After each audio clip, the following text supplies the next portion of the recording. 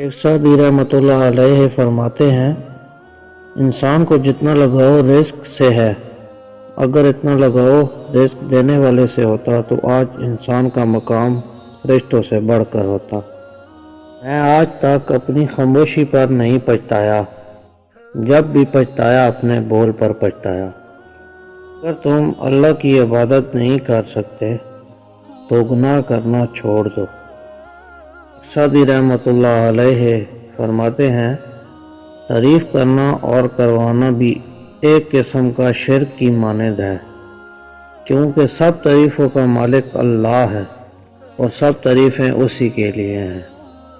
Saadi اور ان کا بیٹا تہجد پڑھ رہے تھے۔ دعا کے بعد بیٹا بولا کہ بابا جان سب سو رہے ہیں اور ہم عبادت کر رہے ہیں۔ شیخ سعدی نے اپنے بیٹے کو جواب میں کہا، اگر دوسروں کے عیبوں پر نظر رکھنی تھی تو بہتر تھا کہ تو بھی سویا رہتا۔ اپنے حصے کا کام کیے بغیر دعا پر بھروسہ کرنا حماقت ہے، اور اپنی محنت پر بھروسہ کر کے دعا سے گریز کرنا تکبر ہے۔